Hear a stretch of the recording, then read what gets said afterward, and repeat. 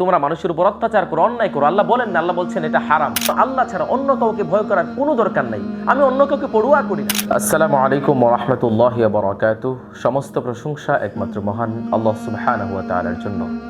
দুরূদ ও সালাম পেশ করছি মানবতার মহান শিক্ষক, আমার নবী, আপনার নবী, প্রিয় নবী মুহাম্মদুর রাসূলুল্লাহ সাল্লাল্লাহু আলাইহি ওয়াসাল্লামের উপর।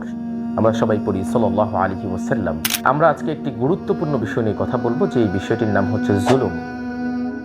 জুলুম বলার পরে সবাই বুঝতেছেন যে জুলুমটা কি। অত্যাচার, অন্যায়, অন্যের ব্যাপারে কঠোরতা অবস্থান করা, অন্যায় করা, অত্যাচার করা মানুষের উপরে, এবং এটা ইসলাম ধর্মে কঠোরভাবে নিষিদ্ধ করা হয়েছে।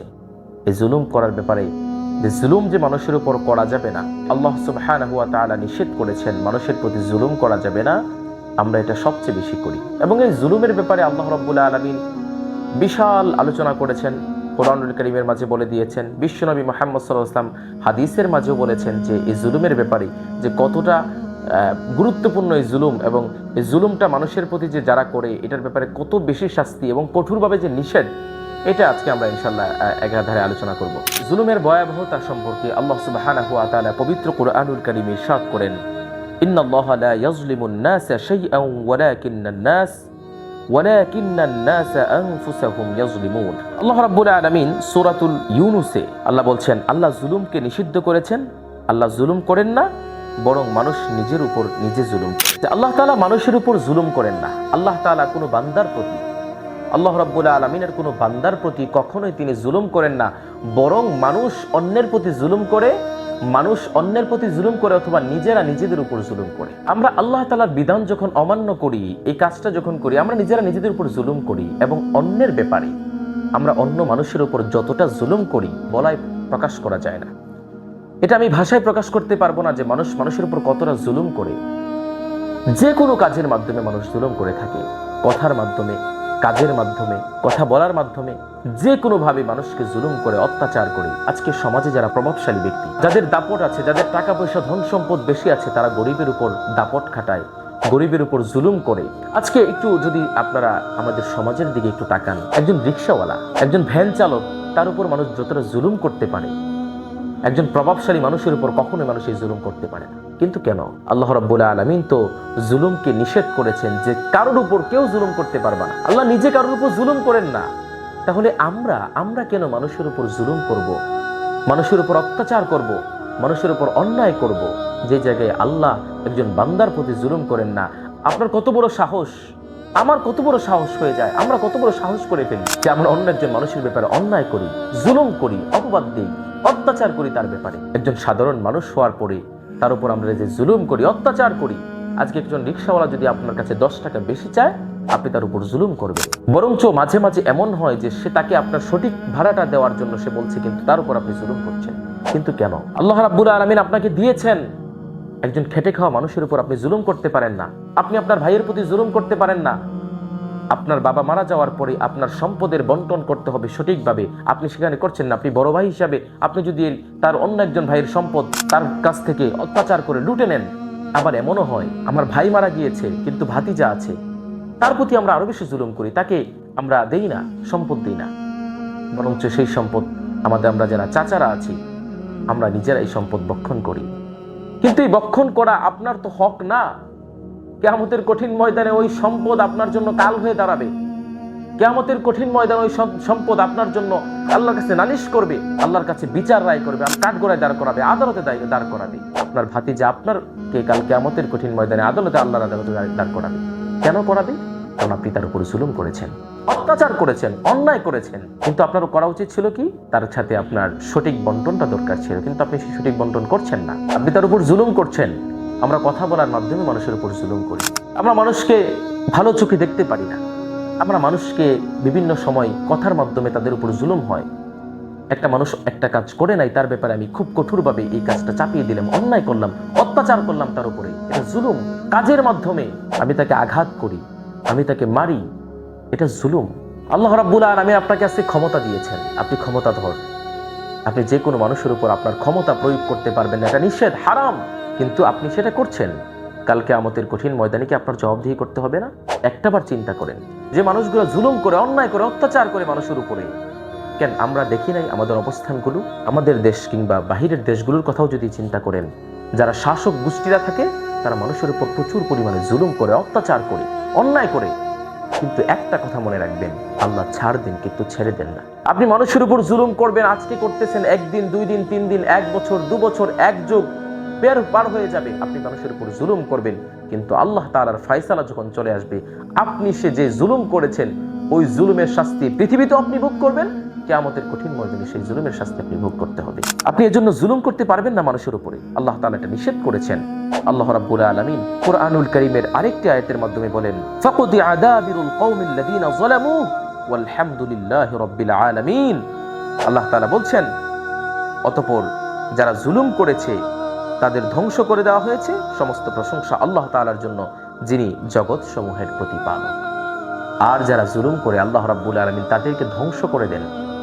ফেরাউন মানুষের উপর জুলুম করেছিলেন, নিজেকে রব বলে দাবি করেছেন। ফেরাউন মানুষদেরকে নিজেকে রব বলে দাবি করে মানুষকে তার দাসত্ব গোলামি করতে বলেছেন, জুলুম করেছেন। কারণ জুলুম করেছেন, কিন্তু বেশি দিন তারা টিকতে পারে নাই। এই কারণের অবস্থার কথা চিন্তা করেন, ফেরাউনের অবস্থার কথা চিন্তা করেন। যারা পৃথিবীতে জুলুম করেছে, পৃথিবীতে শাস্তি ভোগ করেছে, এবং কাল কিয়ামতের কঠিন ময়দানে আল্লাহ সুবহানাহু ওয়া তাআলা তাদেরকে অবশ্যই কাঠগড়ায় দাঁড় করিয়ে আল্লাহ তাআলা কঠোর শাস্তি তাদেরকে প্রদান করবেন। 3 নাম্বার, জালেমদের পরিণতি কি হবে? তুমি জালেমদের কাজকর্মকে ভয় করো না, তাদের জন্য রয়েছে কঠিন শাস্তি। যারা মানুষের উপর জুলুম করে তাদেরকে আমরা ভয় করব না, তাদের কাজকে ভয় করার কোনো দরকার নাই। আমি ভয় করবো একমাত্র আল্লাহকে। এই পৃথিবীতে আল্লাহ ছাড়া অন্য কাউকে ভয় করার কোনো দরকার নাই। আমি অন্য কাউকে পড়ুয়া করি না, অন্য কাউকে ভয় করা তো দূরের কথা, পড়ুয়াই করি না তাকে। আমি একমাত্র আল্লাহকে ভয় করি। ইত্তাকুল্লাহ, আল্লাহকে ভয় করো। আমি আল্লাহকে ভয় করি। যারা জুলুম করে, যারা অত্যাচার করে, তাদেরকে ভয় পাওয়ার কিছু নাই। আল্লাহ রাব্বুল আলামিন তাদেরকে কঠিন শাস্তি দিবেন। সূরা হুদের 102 নম্বর আয়াতে কারিমায় বলেন, কোরআনে জালিমদের ভবিষ্যৎ পরিণতির কথা উল্লেখ করে সতর্ক করা হয়েছে। এজন্য আমরা যারা মানুষের উপর জুলুম করি, আজকে আমার যারা অডিয়েন্স, যারা শুনছেন আমাকে, আমি আপনাদের সাথে বিনয়ের সাথে বলবো, আপনারা মানুষের উপর জুলুম করবেন না, অন্যায় করবেন না, অত্যাচার করবেন না, মানুষের উপর কষ্ট চাপিয়ে দিবেন না। যেটা সে করতে পারে না, যেটা সে করতে পারবে না, আপনি তার উপর জুলুম চাপিয়ে দিন। তার উপর অন্যায় করবেন না, তাকে অত্যাচার করবেন না। কথার মাধ্যমে, কাজের মাধ্যমে, যে কোনো মাধ্যমে কখনোই তার উপর কোনো কিছু চাপিয়ে দিবেন না, তার উপর অন্যায় করবেন না। আল্লাহ তাআলা জুলুমকে নিষিদ্ধ করেছেন। রাসূল সাল্লাল্লাহু আলাইহি ওয়াসাল্লাম বলেছেন, সহিহ মুসলিম শরীফের 2577 নম্বর হাদিসে বলেন, হে আমার বান্দারা, আমি আমার প্রতি এবং তোমাদের প্রতি জুলুম করা হারাম করেছি, কাজে তোমরা একে অপরের প্রতি জুলুম করো না। আল্লাহ তাআলা পৃথিবীর কোনো মানুষদের উপর জুলুম করার কথা বলেন নাই যে তোমরা মানুষের উপর অত্যাচার করো, অন্যায় করো। আল্লাহ বলেন না, আল্লাহ বলছেন এটা হারাম। আর আমি নিজেও এটা করি না এবং তোমরা সেটা করবে না, কারণ তোমরা একে অপরের প্রতি জুলুম করবে না। জুলুমের শাস্তি কিয়ামতের দিন হবে। জুলুম হলো অন্ধকার, যা কিয়ামতের দিন অন্ধকার সৃষ্টি করবে। জুলুম হলো অন্ধকার, আসলে জুলুম অন্ধকার, কোনো আলো নেই জুলুমে। যে যত বেশি জুলুম করবে দেখবেন তার পৃথিবীর পরবর্তী অবস্থান তত অন্ধকার। কাল কিয়ামতের কঠিন ময়দানেও তার অন্ধকার হয়ে যাবে সবকিছু। তাহলে জুলুম কেন করব আমরা একজন মানুষের প্রতি কেন উদার হতে পারি না? আমরা একজন মানুষের প্রতি কেন ভালোবাসা দেখাতে পারি না? আমরা একজন মানুষের প্রতি কেন কল্যাণকর হতে পারি না? আমরা কেন একজন মানুষের প্রতি ইহসান করতে পারি না? কেন মানুষের প্রতি জুলুম করি? আজ জুলুম যদি করি, কাল কিয়ামতের কঠিন ময়দানে আমার পরবর্তী জীবনটা পরকাল হবে অন্ধকার। এই জুলুম থেকে বেঁচে থাকতে হবে। এরপরে মাজলুমের দোয়া। যার উপর জুলুম করা হয় তিনি হচ্ছে মাজলুম। মাজলুমের দোয়া, আল্লাহর মাঝে কোনো পর্দা থাকে না। যার উপর মানুষ জুলুম করে, মাজলুম, এই মাজলুম যদি কোনো দোয়া আল্লাহর কাছে হাত তুলে করে, আল্লাহ তাআলা সরাসরি এটা কবুল করে নেন। মাজলুমের দোয়া আর আল্লাহর মাঝে কোনো পর্দা থাকে না, সরাসরি ডাইরেক্ট আল্লাহর কাছে চলে যায় দোয়াটা, এবং আল্লাহ তাআলা তা কবুল করেন। এজন্য আমরা জুলুম করব না। যার উপর জুলুম করা হয়েছে, তবে তার দোয়া সরাসরি আল্লাহ তাআলার কাছে পৌঁছে যায়। যদি কোনো মানুষের উপর আপনি জুলুম করেন, ওই মানুষটা যদি একবার হাত তুলে আল্লাহর কাছে দোয়া করে, আল্লাহর কাছে যদি আকুতি মিনতি করে সে বলে, আপনি অবশ্যই কঠিন শাস্তিতে নিপতিত হবেন। আপনাকে অবশ্যই কঠিন শাস্তি প্রদান করা হবে। অন্যের অধিকার হরণ না করার পরামর্শ দিয়েছেন বিশ্বনবী মুহাম্মদ সাল্লাল্লাহু আলাইহি ওয়াসাল্লাম। রাসূলুল্লাহ সাল্লাল্লাহু আলাইহি ওয়াসাল্লাম বলেন, যে ব্যক্তি অন্যের অধিকার হরণ করবে, কিয়ামতের দিন তাকে এর প্রতিফল ভোগ করতে হবে। বুখারী শরীফের হাদিস। যে অন্যের অধিকার, যার উপর একটা মানুষের অধিকার আছে। দেখেন, আজকে আমাদের সমাজে ন্যায় বিচারকের বড় অভাব। একজন মানুষ অন্যায় করে নাই, অত্যাচার করে নাই, জুলুম করে নাই। আরেকজন মানুষ জুলুম করেছে, কিছু টাকার বিনিময়ে, কিছু অর্থের বিনিময়ে আমি রায়টা অন্যদিকে দিয়ে দিলাম। যে মানুষটা জুলুম করে নাই তার উপর দোষ চাপিয়ে দিলাম, তার উপর অন্যায় করলাম। বিশ্বনবী বলেন কাল কিয়ামতের কঠিন ময়দানে এটার জন্য তার প্রতিফল ভোগ করতে হবে। কারণ কিয়ামতের কঠিন ময়দানে আল্লাহ তাআলা সকল কিছু সবার সামনে উপস্থাপন করে দিবেন। কি কি করেছি আমরা দুনিয়াতে, মানুষের উপর কি অন্যায় করেছি, কি জুলুম করেছি, কি অত্যাচার করেছি, আল্লাহ তাআলা সকল কিছু ওই দিন প্রকাশিত করবেন। জুলুমের ধরন, আত্মার প্রতি জুলুম, নিজের উপর অন্যায় বা পাপ করা, আল্লাহর অবাধ্য হওয়া, এটা আমার নিজের আত্মার উপর আমি জুলুম করছি। আমরা নিজেদের আত্মার উপর আমরা জুলুম করছি। জুলুমের ধরন, আমরা নিজেদের উপর জুলুম করতেছি। কিভাবে? পাপ করার মাধ্যমে। এই পাপ যে করছে এটা একটা জুলুম। এই পাপ তো আপনার করার কথা না। আপনি একজন মুমিন হিসেবে এই পাপ তো আপনার করার কথা না। আপনি আল্লাহর অবাধ্য হওয়ার কথা না, আমি আল্লাহর অবাধ্য হওয়ার কথা না, আমরা সবাই আল্লাহর অবাধ্য হওয়ার কথা না, কিন্তু আমরা তা করছি। আমরা নিজেদের উপর জুলুম করছি। আল্লাহ, তুমি আমাদেরকে আমাদের নিজেদের উপর জুলুম থেকে বাঁচিয়ে রাখো, আমরা যেন জুলুম না করি। 2 নাম্বার, অন্যের প্রতি জুলুম, অন্যের সম্পদ দখল করা, অত্যাচার করা, কারো অধিকার হরণ করা, এটা অত্যন্ত গর্হিত একটি কাজ এবং অত্যন্ত নিন্দনীয় একটি কাজ।